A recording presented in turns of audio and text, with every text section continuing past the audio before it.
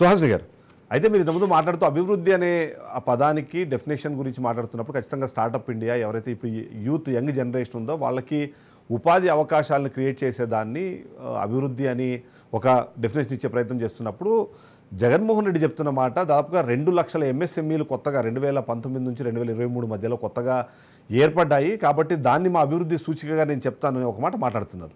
So ఆ particular ఆస్పెక్ట్లో ఆలోచించినప్పుడు రాష్ట్రం నిజంగా అభివృద్ధి చెందిందా అన్న అనుమానం కొద్దిమందిలో వస్తుంది. సో మీరు దాన్ని ఎట్లా చూస్తారు? అంటే ఎంఎస్ఎంఈ అని మాట్లాడుతున్నారు, ఎక్కడ మైన్యూట్ అంటే minor and small scale industries ని ఎక్కడ కనపడింది స్పష్టంగా రాష్ట్రంలో అన్నది జగన్మోహన్ రెడ్డి గారు చెప్పాలి. ఇక్కడ వారు ఎంతసేపు చెప్తున్నది ఏంటి, సీ పోర్ట్స్, తర్వాత 17 మెడికల్ కాలేజెస్ అని చెప్తున్నారు. ఓకే, కానీ ఎందుకు రాష్ట్రంలో ఏ పరిశ్రమ రాని పరిస్థితి, ఎందుకు ఏ పరిశ్రమ కనపడని పరిస్థితి ఎందుకు ఉంది ఈ రాష్ట్రంలో అన్నది కూడా ప్రశ్నించడం జరిగింది జగన్మోహన్ రెడ్డి గారిని. ఇక్కడ మన ఈ 5 సంవత్సరాల్లో అందరి భావన ఏంటి, ఎక్కడా కూడా పరిశ్రమలు వచ్చిన పరిస్థితి లేదు. ఎంతసేపు ఉచితాలతో కాలం వెళ్ళబుచ్చారు. వీళ్ళకి గతంలో ఒక 3,000 పెన్షన్స్ ఇవే కాకుండా స్వయం ఉపాధి కల్పించే పరిస్థితి, అంటే వాళ్ళకు ఒక ఉపాధి కల్పించే ఒక స్థితిలో ఈ రాష్ట్రం ఉందా అంటే అక్కడ ప్రశ్నార్థకమే అయింది.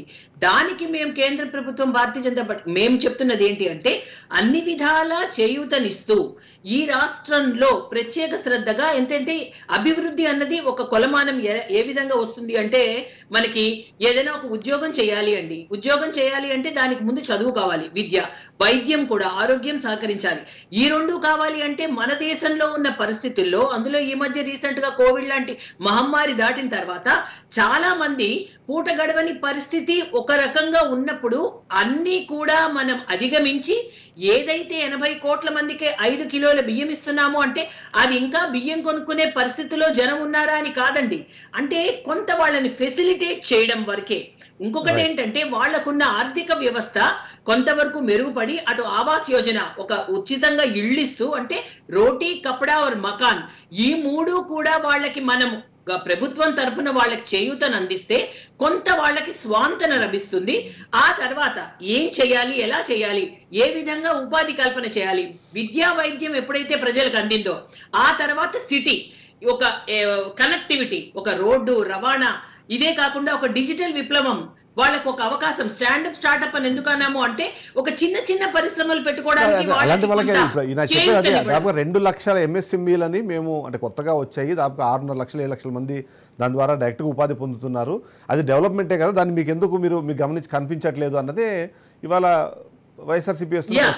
డెఫినెట్లీ అండి, ఏదైనా స్టార్ట్ అయ్యి ఉండొచ్చు, ఈ 5 సంవత్సరాల్లో కనపడలేదు ఇంకా. కానీ ఏది విజిబిలిటీగా కనపడింది అంటే ఇది 5 సంవత్సరాలలో చాలా వరకు అవినీతి, కరప్షన్, అండ్ ఇంకొకటి ఏంటంటే చాలా వరకు ఒక వ్యవస్థ ద్వారా ఇళ్ళకెళ్ళి వాళ్ళకి అమౌంట్స్ ఇస్తూ వాళ్ళని ఏదో మసిపూసి మారేడుకాయ చేసే ఒక పథకాల ద్వారా ఉచితంగా ఏదో ఇచ్చి వాళ్ళని బుజ్జగించే చర్య తప్ప ప్రత్యేకంగా వాళ్ళకి ఉద్యోగాలు ఇచ్చిన పరిస్థితి లేదు. కాబట్టి చాలా మంది రోడ్డు మీదకి వచ్చారు.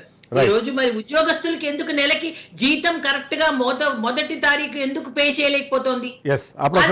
ఇవన్నీ విమర్శలు, రాష్ట్ర ప్రభుత్వం ఎదుర్కొన్న విమర్శలే, మనమేమి కొత్తగా సృష్టించట్లేదు. ఒక సమయంలో ఈ ఉద్యోగస్తులు అందరూ ఎందుకు రోడ్ల మీదకి వచ్చేసారు, పెన్షన్స్ ఎందుకు సమయానికి ఇవ్వలేకపోయారు, ఒక కేటగిరీని, అంటే ఒకటండి ఇక్కడ ఎంతసేపు ఓట్ బ్యాంక్ కేటగిరీని మాత్రమే కొంత కాన్సన్ట్రేట్ చేస్తూ ఎంతో కొంత ఇచ్చి వాళ్ళని లబ్ధి చేకూర్చి వాళ్ళని బుజ్జగించి మిగిలినదంతా పక్కన పెట్టారు అన్నది మాటల్లోనే కాదండి, చేతల్లో కూడా. చాలా మంది ఎడ్యుకేటెడ్ ఏంటి, ఇంటెలెక్చువల్స్ ఏంటి, మరి ఇంతమంది అనలిస్ట్ ఉన్నారు, వాళ్ళంతా ఈ విధంగా మాట్లాడుతున్నప్పుడు అందరికీ కనపడుతుంది కదా ఏ విధంగా గ్రోత్ రేట్ ఉంది. సో ఇవి కనపడేది.